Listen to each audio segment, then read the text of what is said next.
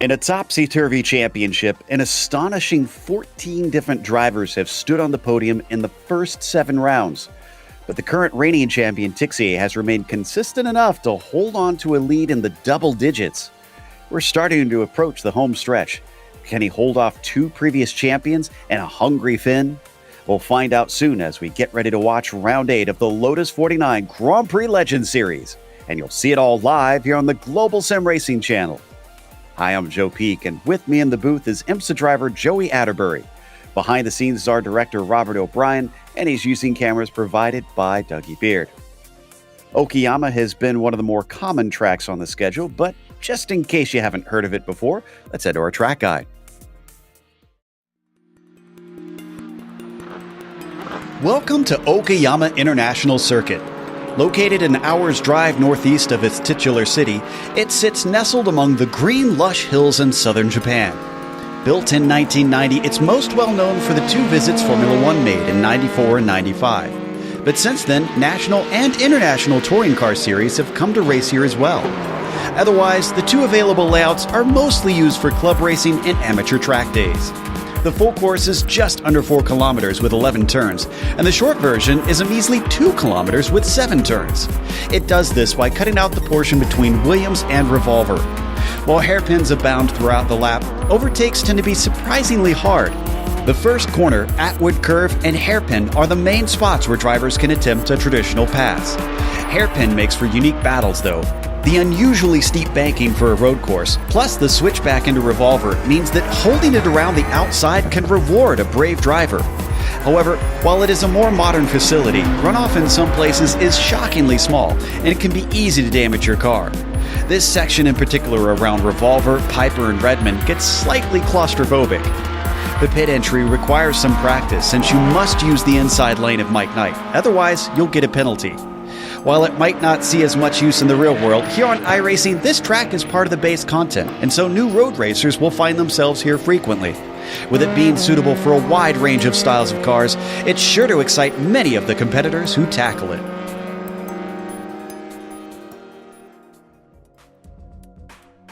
Well, as you can see, not a track that usually sees these kinds of high-powered cars, at least these days, although it briefly did in the 90s. But Joey, this should be an interesting one, especially considering how surprisingly hard it is to pass here. It's known as a technical circuit, you're right. You got to be right on top of your marks each and every corner out there. And I think if we're looking for passing opportunities, we're going to look towards the hairpin off of the long back straightaway. And I think most noticeably, Joe, where we're going to have troubles with these specific cars around this 11-turn, 2.3-mile layout is putting the power down in some of these slower speed technical turns. Coming out, squeezing on that throttle, these cars don't have the best grip to hook up. So you got to be very, very careful when you're going up through the gears. Yeah, no doubt. And you can see that second half of the lap is almost nothing but slow corners. So it's going to be difficult. Now, the championship has tightened up a little bit, and last round saw quite a bit of drama up at the top of it. Sebastian Tixier ahead by 24 points. But then look behind him. Hisada, Trangrade, Lepisto, each 1 point apart from each other. It was Hisada and Tixier who clashed back at Sebring. But Tixier keeps a bit of that point lead just because of his consistent finishes with 2 wins, only driver with 2 wins so far up at the top. A tie between Ben Zocco and John Olsen as well, down in 5th and 6th with Richard Watson only 4 more points behind them. Still lots to fight for in the F1 standings, so that should be fun all the way to the end of the season. Meanwhile, let's go to the F2 standings here, Joey. Right now in F2, Robert Plumley is starting to kind of run away just a little bit, but look at how packed it is between Terry Traumhauser all the way back to pretty much Jan Steffen, Mats Linden, only about 20 points separating 2nd through 10th place here. So I really feel like any of these players, Terry Traumhauser, Bjorn Ackerman, Jonathan Jordan, Tobias Harnby, any of these with some good finishes might be able to leap their way up to 2nd place and challenge Robert Plumley. Yeah, that looks like that should be a fun one. Now, for the Cup of Nations, Singapore and the United States are starting to pull away just a little bit, but with how consistent of a season that Ove Traingrade's been having, Norway in third, I wouldn't count them out at this stage. They've got Spain just behind them, along with the UK kind of trailing back there in P5 in a tight battle with Finland, only 2 points separating those two. For that fifth position. From there, it drops off a little bit. Japan, kind of surprised they're not doing any better, considering that Togo is vying potentially for a second championship here. Now, it looks like we're getting a few laps in, but before we go there, let's go to the race details. Round 8 of 12 going on here today. So kind of that 3/4 of the way through the championship, 22 laps at the Okayama circuit today, and of course the open setup, and the community likes to share those setups, get everybody up to speed. No spare car out there, which is standard. Drive-through penalty at 17 and disqualification at 25, the normal iRacing stuff. And Joe, I know that they can go off track here, but I really feel like if you get tangled up here with the wheels sticking out of these cars, you're going to pick up more damage than off-track incident points. Yeah, that's a good point. And there is a number of places where it's going to be easy to get tangled up with each other. This definitely being one of them, down into hairpin and the switchback and revolver. Lots of camber there, and it tends to open up fights that go through this pretty much single file left-hander. So that should be interesting. Hisada right now leading Lepisto by about 10th of a second, 10th and a half up at the top. Tixier sitting in third. Tixier did not have the best of qualifying as well. Back, I noticed at Sebring. So glad to see him a little bit better on form here today. Not sure that he's tracking for an improvement on the second lap. Oh, and John Olsen just took his third away up there. And now Nieva bumps up onto the front row. Some pretty good times coming in here. And this is that section of the track that I was referencing. Look at how slow these competitors are having to roll through some of these turns. And I'd be curious if they're using first or second gear, because if they are using first gear, you got to be really, really careful on that throttle. Coming down into the last corner here, Sebastian Tixier trying to see if he can move up from 7th, so I spoke too soon. His first lap was looking good, but he needs to improve on this second one, a 30 flat. That's about 4/10 quicker, and that's going to put him back on the front row. Really good lap, and I mean, he snuck that in there, only maybe a couple hundredths of a second separating him, Jorge, and Ove. Yeah, it is looking supremely tight. The top 4 separated by 0.123 of a second. And Marco Salgado just crossed the line, jumps himself up into 8th. It's a full field out here today with 40-plus cars that are going to be taking part in this race. So this is going to be a track that is going to get a little bit packed here at the start, and wonder if that will mean lap traffic is going to be an issue, as Thomas Tuba is on his third lap here, so he's already done with qualifying. Unfortunately, he will do no better than 28th. Trying to see if we've got anybody else on their second lap. Looks like Mats Linden hasn't set a time, and he's on his second lap. Oh, but he's slowing, and he's not going to take that second lap either. So I think Andrew Ang might be among our last that needs a time, that can set a time out here on the circuit. Going to head through Mike Knight, swift right-hander, leading right into a second one here on the last corner, and you need a good exit because the timing line is all the way down at the end of the straight.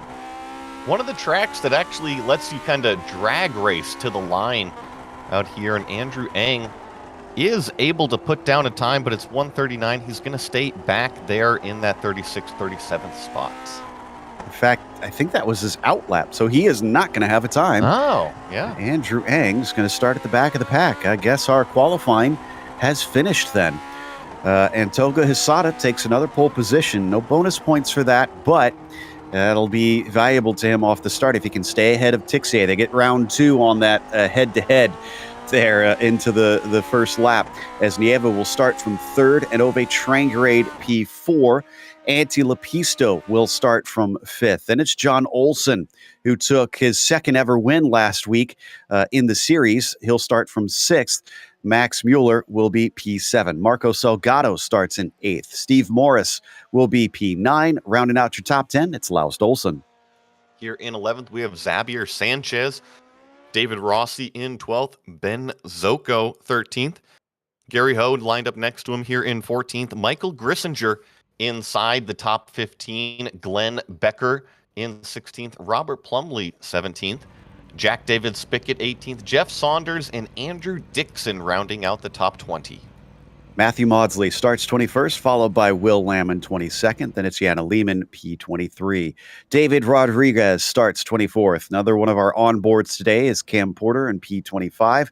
You got Bjorn Ackerman, 26, and Jonathan Jordan in 27th. We followed Thomas Tuba after he'd finished. He will start 28th as Jan Stevens 29th, and 30th goes to Tobias Harnvey. Here in 31st, we got Derek Matthews, then Terry Tromhauser in that F2 Points Championship run in 32nd. Timothy Porter, 33rd. Akira Shimatori in 34th. Wouter Hermans, 35th. Gary Anderson. Jason Clapper back here in 37th. And a few more. Kirk Clapper, 38th. Mats Linden, 39th. Andrew Eng, Kaj Hansen, and Mick Sloan. 42 cars. All right, and we're waiting on a few of our front runners to grid up. Holy cow, is that accurate? Are we at 130 Fahrenheit on the track surface on a track that's already known for low grip? Boy, they're going to have a tough time out there, Joey. Yeah, I'm going to be watching this initial start. I mentioned the power down. I mean, we're going to get right to it right on the front straightaway. 54 Celsius for our metric folks. My goodness, it's been a long time since I've seen it this hot out there. This is just stunning. We'll see who runs a little bit wide, not anticipating the grip here into the first corner. Hopefully we get through clean. Even these older tires, this might melt them out as the cars are now lined up and the engines start to rev. The lights are up. It's round 8 and the green flag is out. Togo Hisada is good, but off a third. Is that Nieva going nowhere? Cars slipping and sliding before they even get to the corner. 4 wide, and some are going to come together, and that's going to send, I think, Nieva off. No, he manages to keep it on the circuit, even though he's popped up into the air. Everybody else filing in behind. Look at how busy it is all the way into Williams. They're just struggling to put the power down and get going the right direction with how hot these temperatures are. But for the top 20, they've zippered into single file. But Joe, look at how busy. It's like a merge on a freeway on-ramp out there. Holy cow. Nieva, who's usually a quick driver these days, has been falling all the way down to 13th. Up at the front, Hisada leads Tixier as they reach the hairpin for the first time in anger. Still a few side-by-side battles through there, including Steve Morris and, Max Mueller and Laust Olsen, but it looks like Max is going to come out ahead of it. Now they trickle into the slowest part of the circuit, filing through Redmond and Hobbs. Trying to be careful this first lap on that throttle pedal. We ride along with third place, the number 5 car of Trangrade, hunting down Sebastian Tixier right in front of him. And Joe, I'm really impressed with how clean it is, but if you didn't get a good start, that means you lost a ton of track position with how many cars are out there. Ooh, one of our onboards had an incident, though, and that was Cam Porter. Looks like Tobias Harnvey involved in that one as well. And I can see Timothy Porter. Oh, both the Porter brothers involved in the same wreck. That has got to be frustrating for that pair. Oh, and now we got some problems. I believe that's Laust Olsen and Maximilian Mueller out there in turn 1. It looks like Laust has some suspension damage. Unfortunate here for the number 12 car. Oh, look out. Oh, yeah, more cars going off just in front of him.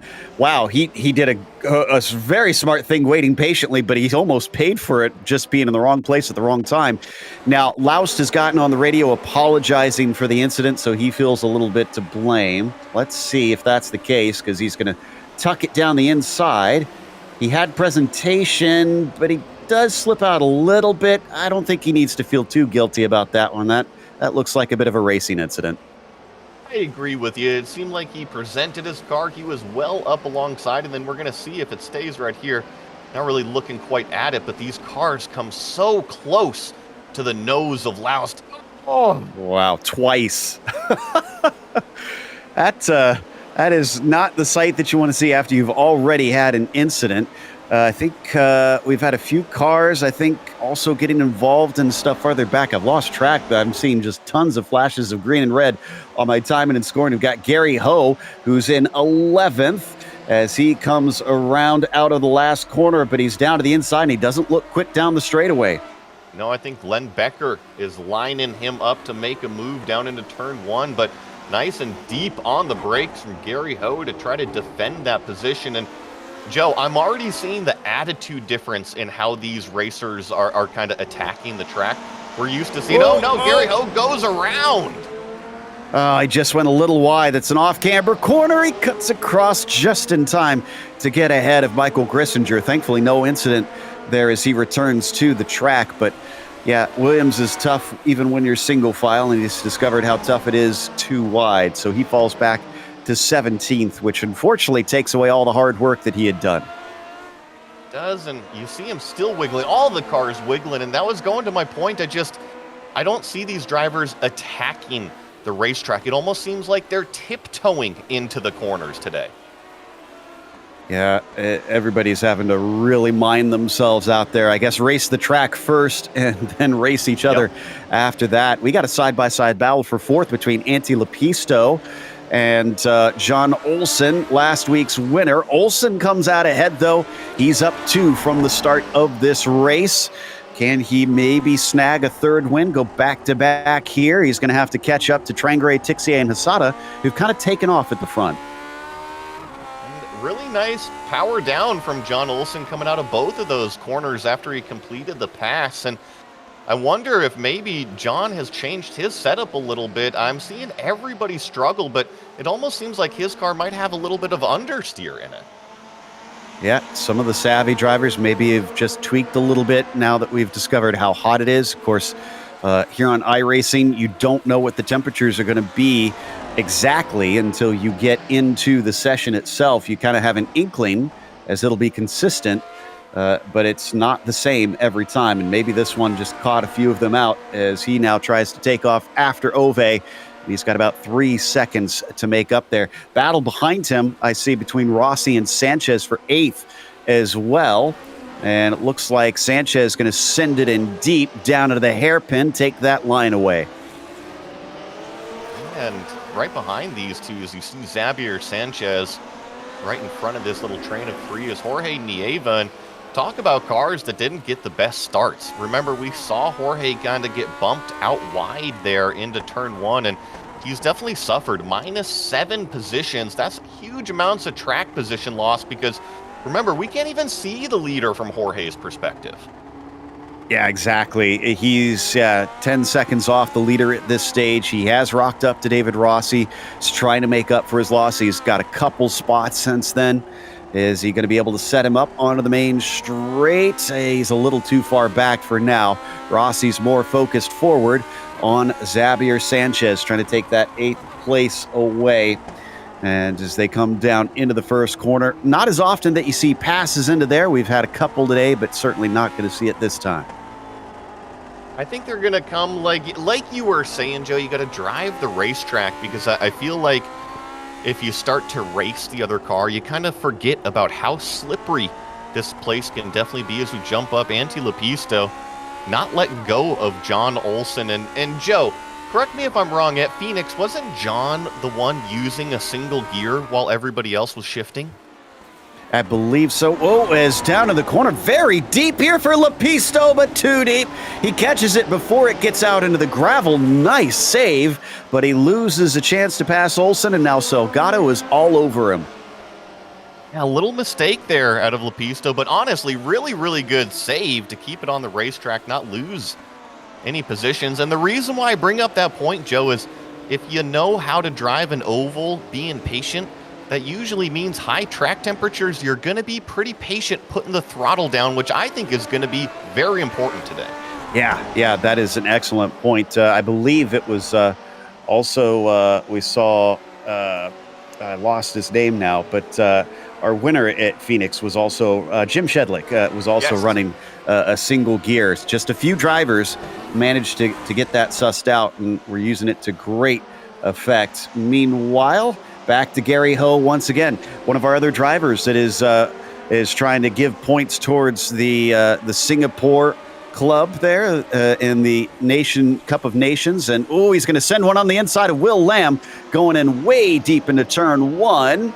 Has he got it done yet? He was on the outside once before here at Williams. This time, though, is he able to chop down? He just about gets to the apex, and he's going to hold on to it.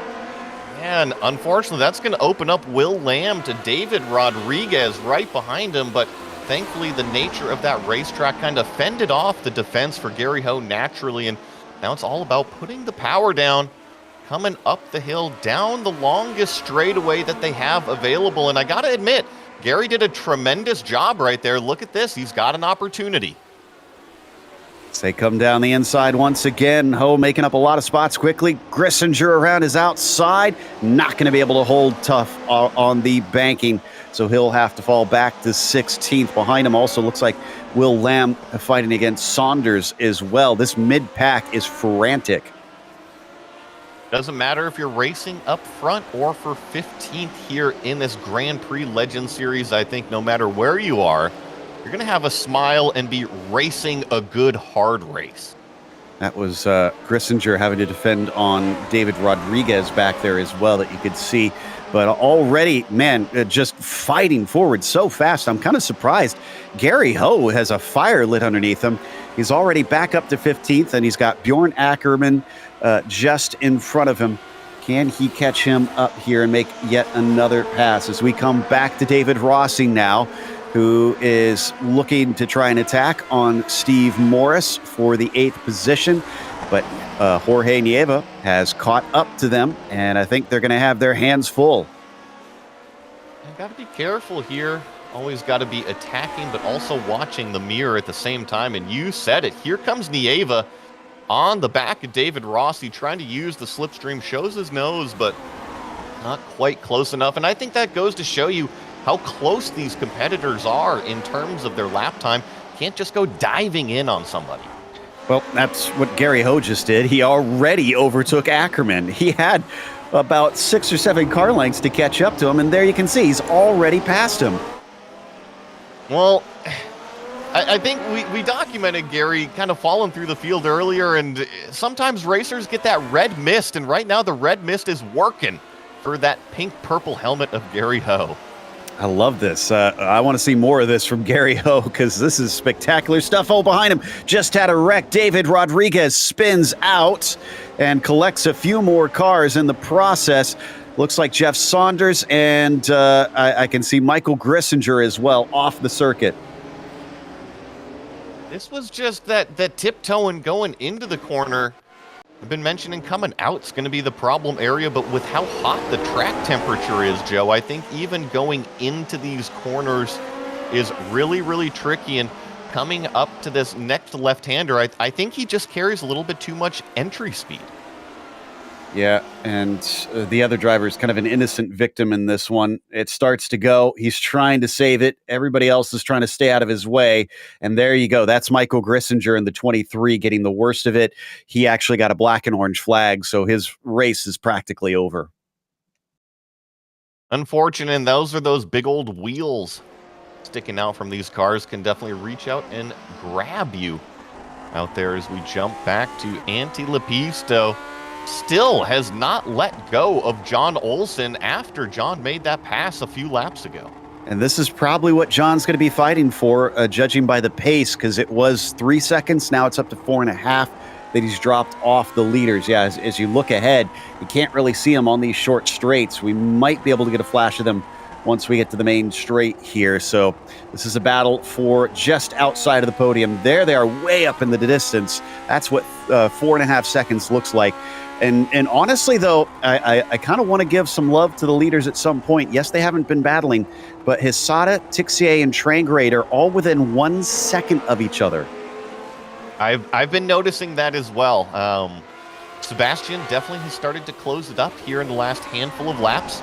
I feel like Trangrade is just hanging out back there in the 3rd place. But look at this, Sebastian Tixier really attacking the racetrack, and I think this is probably as close as he's ever been. If he's going to smell a draft from Togo, it's now.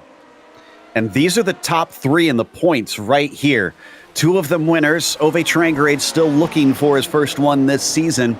But Trangrade, I believe, the only one of this group that has multiple championships. That's the other wild thing. All 3 of these guys have all won the championship at some point. So just some titans going at each other here today and for the season in general. I agree. And I could be wrong here, but it's been a little while since I've seen Trangrade literally fighting for the lead. He's always in a battle somewhere on the racetrack, but this is the first time in a few weeks that I've seen him way up here up front. Well, he's got some interesting stats this season as well. He's had 3 second places, I believe, but no wins quite yet. Let me double check on that. No, excuse me. He's had a 2nd place, and then I think it's something like a 3rd, and then everything else has been just top 5s that he's been racking up, as that was a little wide there from Tixier down into the 1st corner, but he holds on to it well. This one's going to be important to Hisada, though. A home track for him. No doubt he's going to want to try and take this one home and become only the 2nd driver this season to get multiple wins. Well, not only that, but I think your front 2 are kind of in redemption mode as well from last week at Sebring. They had a little bit of a messy start, so I think that they're playing nice right now. As you saw, Tixier have a couple problems there this lap on the brakes. And Joe, I try to find the best way, and actually, yeah, Ove trying to make a move here. I don't think that he was purposely trying to make a pass. I just think Tixier might be losing a little bit of pace. He does look like he's struggling at this stage. Like you said, missed a couple apexes, was definitely a little bit off there in the hairpin as well. And it's starting to show because he's now about 9/10 off of Hisada. And if I'm Trangrade, I'm seeing that and going, okay, now's when I have to make the pass, or else I'm going to lose touch with the leader. And I agree with you. I don't think that he was trying to get up and past Tixier, but you only get 1 or 2 opportunities to lose a little bit of time before you get frustrated back there and say, hey, all right, I'm going around. I'm going to go catch him myself. And he falls back a little bit right when he needs it. Tixier gets on the throttle well out of the final corner and keeps him far enough away from Tixier. So there is the lap comparison. And the last 2, definitely quicker for Hisada, but that one significantly quicker by 0.4 of a second. That's not what Seb wants to see here. And we're halfway through the race as well. So now they're all on the downhill heading towards the finish line. And again, someone's going to have to try and make a move if they feel like they have more pace. And to throw in a little bit more of an interesting stat about Trangrade, Joe, he's got the fastest lap, the only car in the 129-second bracket. And you mentioned the mistakes out of Tixier that last time. It slowed Ove down a full second from his previous. So keep an eye on that number 5. I think he's got some cards up his sleeve. Interesting stuff. Oh, but man, coming back, look at Tixier now. Very strong through this last section. So he's gathered it back up and has made up for his mistakes and is now right on top of him. We've had another accident, though, with Jan Steven and Mats Linden farther down in the field. They had coming together, it looks like, through Williams, but both of them able to get the cars rolling. And I'm not seeing black and orange flags for either of them, so I think they'll be able to carry on from here as the leaders now come back onto the main straight. What's the lap look like this time between Sebastian and Togo? Togo with a 30.4, Seb with a 29.9, second driver to break that 130 mark. Yeah, both him and Trangrade pretty much with identical laps. 3/1000ths of a second separating P2 and P3 in terms of their last lap time. What's wild about this is that they seem to be all incredibly evenly matched. I don't think we're seeing these guys held up. I think this is just they're at a stalemate with each other. Yeah. And if I'm going to draw on memory here, Sebastian Tixier usually is crazy aggressive on the brakes and kind of has something a little bit over the rest of the competition. At least I've seen that in weeks past. Wonder if that's how he's going to make the move today. That could be a good way to do it, especially since this track is just plagued with hairpins out there, so he'll have plenty of hard braking opportunities. We'll see if he's able to use it as they come into Redmond and Hobbs, some of these slower uphill corners here at the end of the lap. They are continuing to pull away from Olsen. It's now up to 6 seconds. Just an impressive pace out of these front three. Not only are they battling amongst themselves, but they're literally running qualifying laps out there. You know, if I go back and I check qualifying, there was only one car that turned a 129, and here in the race, we've got our top three pretty much all doing qualifying laps. Well, if we wanted something to mix it up, I think we're going to get it soon because they're approaching Gary Anderson and Akira Shirmatori. The track has continued to rise instead of getting cooler. It's 131 Fahrenheit, although at this point, that means very little with just how hot it is. I think we've lost Marco Salgado. He's just disappeared on my screen. I don't know if that was internet or if he had an incident, but we'll check it out in a bit as it looks like pulling off to the side. First of our lapped car is going to be very polite. Yes, polite, but we're just past halfway through, and we got plenty more lapped traffic to work through. And with how hot that track temperature is, honestly, I think the drivers might be in the best position with all of that AC, that fresh air they're driving into. By the way, Salgado did lose connection, so don't need a replay of that. He kind of blipped out, and yep, I just saw the official confirmation. He has dropped out of the server. Really sad to see because he was running in the top 10 there. As there goes more of the lap traffic staying off to the side to them. This series, the lap drivers kind of know what's at stake, and when the leaders come through, they're usually very good about making sure that they don't interrupt them. So no change between Hassada Tixier and Trangrade. Our podium stays as it was, although Trangrade did not start on the podium. He is up one, the only one of these three that has changed since the gridding. And that's courtesy of, unfortunately, Jorge Nieva, who's way back there in 8th place, still struggling with that track position that he lost lap 1, turn 1. And God, it's just tough. When you got 42 cars, you get bumped out of the way and you get a handful of cars go past you like that. You don't think it's a big deal till you look at the stopwatch at this point in the race. We've also lost a lot of drivers in this one, sadly. Tim Porter, Robert Plumley, Max Mueller, David Rodriguez, Marco Salgado, as we mentioned. Looks like Kurt Clapper's still taking repairs. So Gressinger did get his car repaired and is back out there, but now he's multiple laps down. But this track's been eating him up. Coming back here, I believe this is Antti Lepisto still fighting right now with John Olsen right in front of him. These two painted pretty much identical, and they haven't been separated by much. Seems like there's magnets between these two. Absolutely. And now that you say that, I never really quite made the connection that the Colorado flag is that close to Finnish colors out there. So that's kind of funny to see. But John Olsen and Lepisto have been fighting pretty much all race for what is 4th position. They had Xavier Sanchez closer to them earlier on, but they've been outpacing him, and he's nowhere near. There you see the Club Iberia driver still trying to catch up to them, but he's got to make up about 3.5 seconds at this stage. We talked about Jorge Nieva. Maybe had the pace in qualifying, but doesn't seem to have the pace once he's been put on the back foot here in the race. He's trying to see if he can overtake on Steve Morris. Oh, that was a little wide from Gary Anderson, but he's a lapped car. And that that brought him a lot closer to Steve.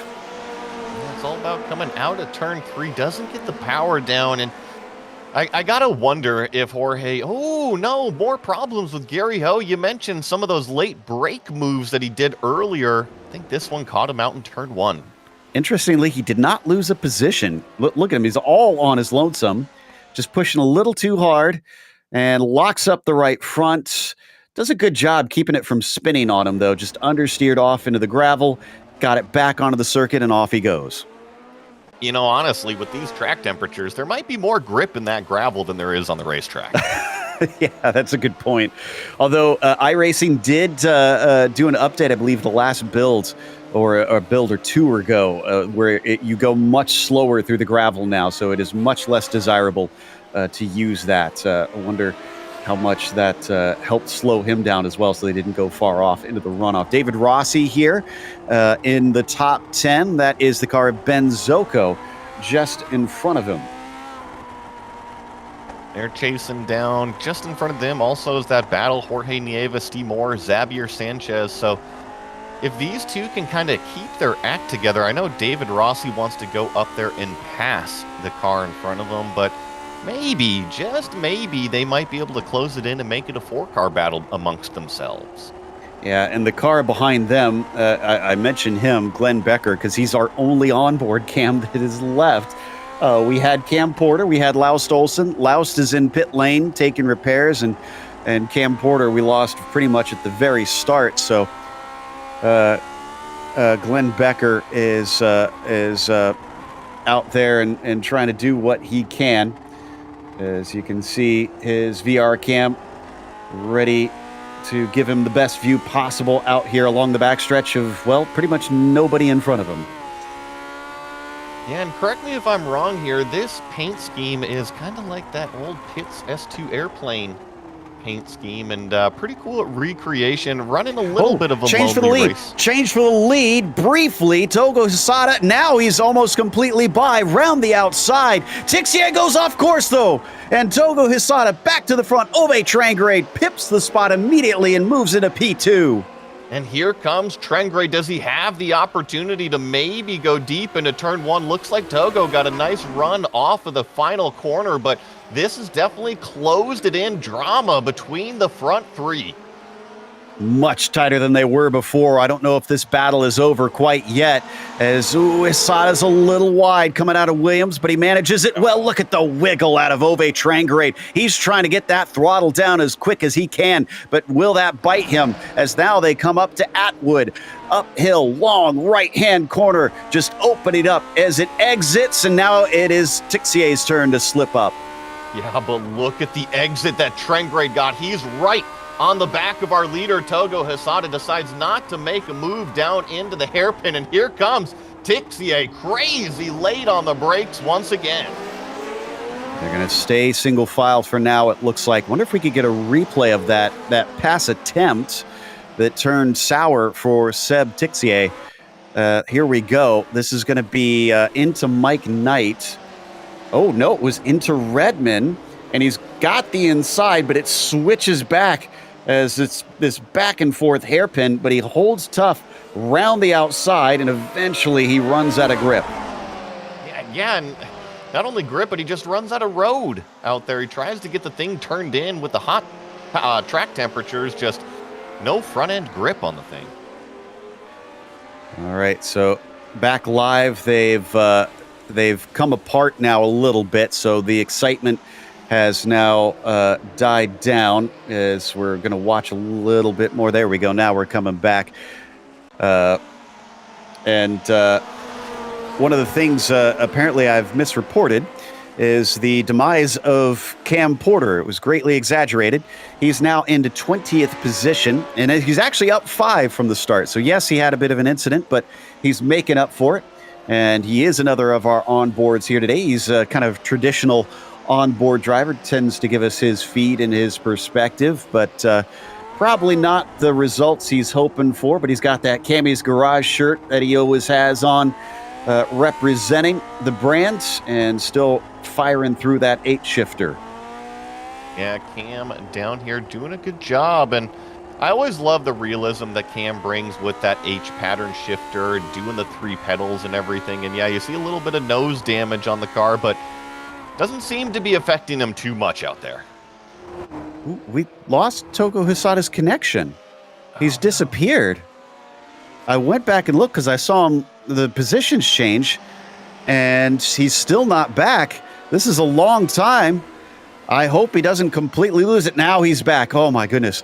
I thought for sure that we were going to see him lose the lead after he had basically been up front practically the entire race.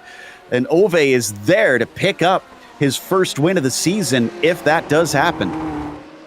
You know, that switch there next to the steering wheel, sometimes you use it for good, and it's got held on a little bit too long out there, Joe. So Toga Hisada is still up on the points, but I'm sure he's kicking that router to try and pick it up and work harder, get that hamster running in that wheel as they come onto the back stretch. And man, Ove really loves the exit off of Atwood, and that's helping him a ton. Look at Togo defend down to the inside. He does not feel safe here. No, you're right. Trangrade's been doing a fantastic job getting the power down, going down the back straightaway, which provides him that top-end speed, and it's just a matter of how close can you get coming out in order to present yourself an opportunity at the end of that back straightaway. And I think Togo knows that. He's been looking in the mirrors. He's been going defensive down the back straightaway, and with going to be coming 3 laps remaining, we're starting to run out of time.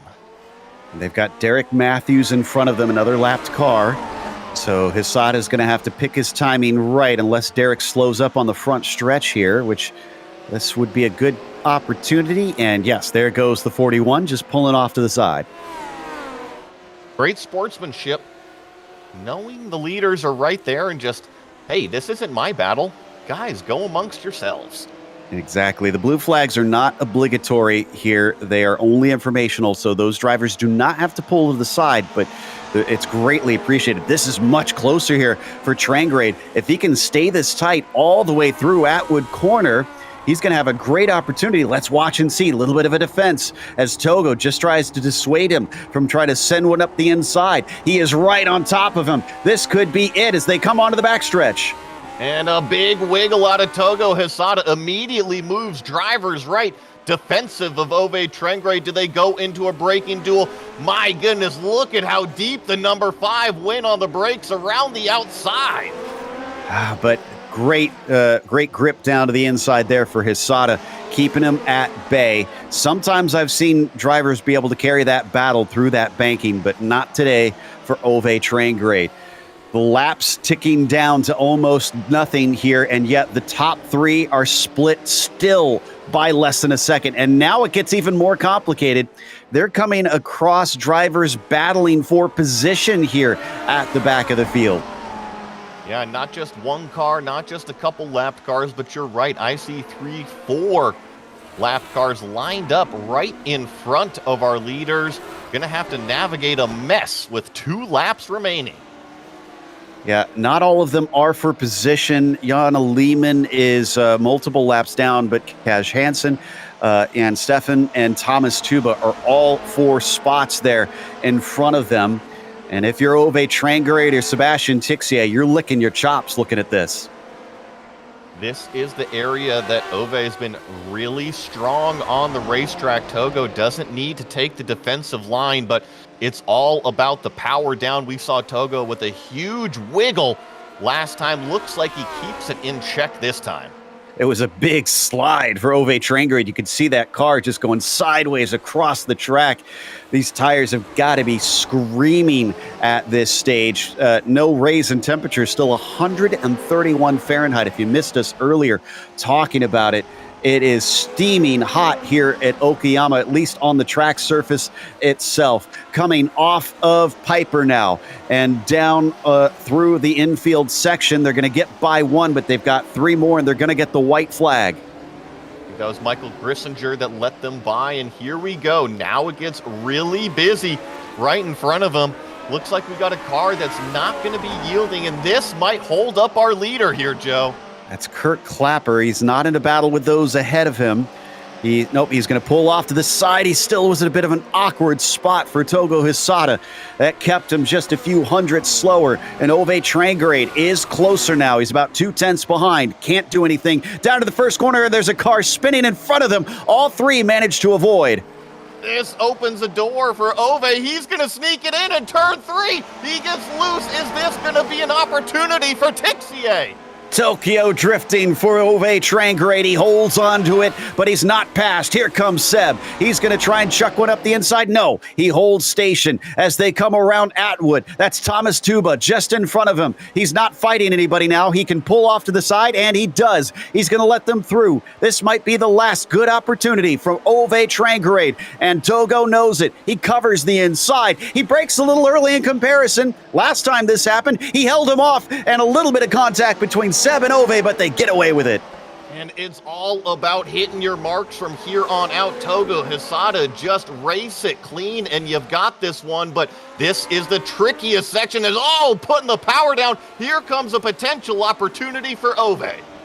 Desperately looks to the inside, but no dice. Seb, he's close, but he gets a little bit too hard on the power. He spins them up, coming off of the last few corners. This is not over. Togo has to be smooth. Remember, it's a drag race to the line all the way at the end. Can he get on the power soon enough here to hold off Ove Trangrade to take the win at his home track?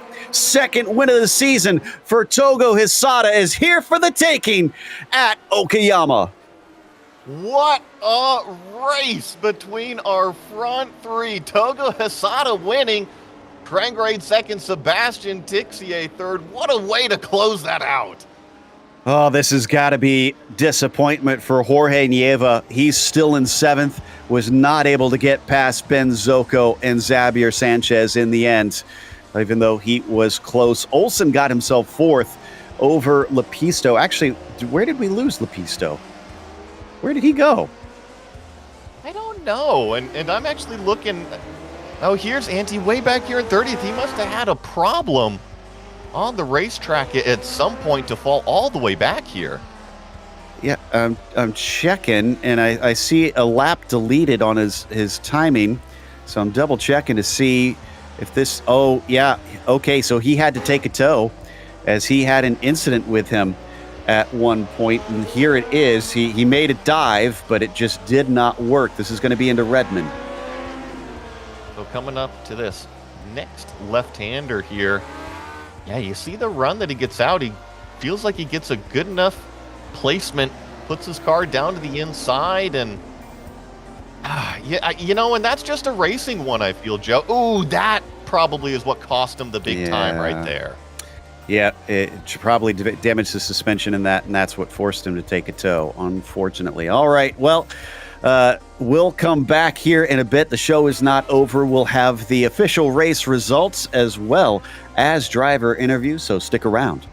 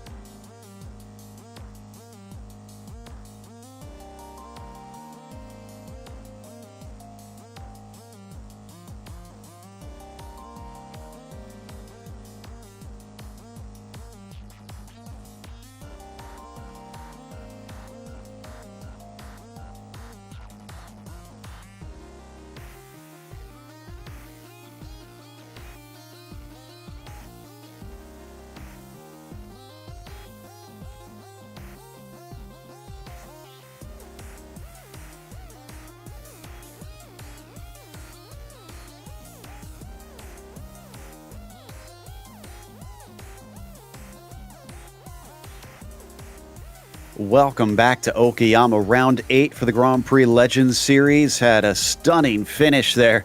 All three cars at the top battling for the win, but Hisada, who led pretty much every lap, had all kinds of pressure and still came away with the victory by a mere 1/10 of a second over Ove Trangrade, who's still seeking his first win, but grabs another second. And Sebastian Tixier finds his points lead cut down to both of them as he'll take third. John Olsen was P4, just didn't have the pace to keep up with those top three, as Javier Sanchez was 5th behind him. Ben Zocco was P6, a nice climb forward, up 7 spots, as Jorge Nieva finished 7th behind him after starting on the second row. Unfortunately, his bad start, a little bit of contact in the first corner sent him backwards. Steve Morris was P8, and David Rossi was 9th, with Glenn Becker rounding out your top 10. JDS Jack David Spickett here in 11th place. Gary Ho goes up to 12th. Jason Clapper, no big surprise here, our biggest mover, up 24 positions from starting in the back is that number 13 car. Will Lamb, 14th. Bjorn Ackerman, probably our F2 driver that took advantage most of the points opportunity today, comes home 15th. Andrew Dixon, 16th. Jeff Saunders there, 17th. Jonathan Jordan, 18th. Cam Porter, 19th. And Terry Tromhauser, 20th. 21st goes to Andrew Ang. He was the last one on the lead lap, with Tuba finishing 22nd and Cash Hansen in 23rd. Then it's Jan Steven, P24.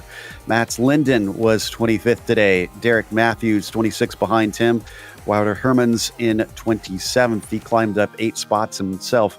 Akira Shimatori was 28th. Then there's Gary Anderson in the 29th, and Antti Lepisto 2 laps down, involved in that incident with John Olsen earlier, finishes 30th. From there, it's the drivers who got into quite a bit of trouble, most of them not finishing, unfortunately, all the way down to 42nd. So that takes us to our winner here today, Togo Hisada, who claims a home victory and has now become only the second driver this season to take more than one win. But first thing I want to ask is, what did the track feel like, Togo? Because I don't know if you saw, but it was 54 Celsius on the track surface today. Yeah, that was crazy. Super sleepy, and exactly the field of the driving on the ice the whole race. So difficult to make a move because the lines are so tight. So really difficult to overtake or blocking. So yeah, really tough race today. We were speculating that you three looked pretty much close on pace with each other. Do you feel the same, or do you think they were faster than you today? Because you had to do a lot of defending. Yeah, I think still it's faster than me in just first few laps. Then I think he's overheated the tires, and then the Ove, the closing laps, he's so fast. So because I think he's running the truck, running the this condition in the race, I think. So yeah, his pace is going up. Really big gain during the race. So yeah, it's so fun. But I think the both cars, faster than me in few moments. Yeah, it certainly looked like it was very difficult out there, especially with them gaining. Now, you close it down to within 15 points with this finish.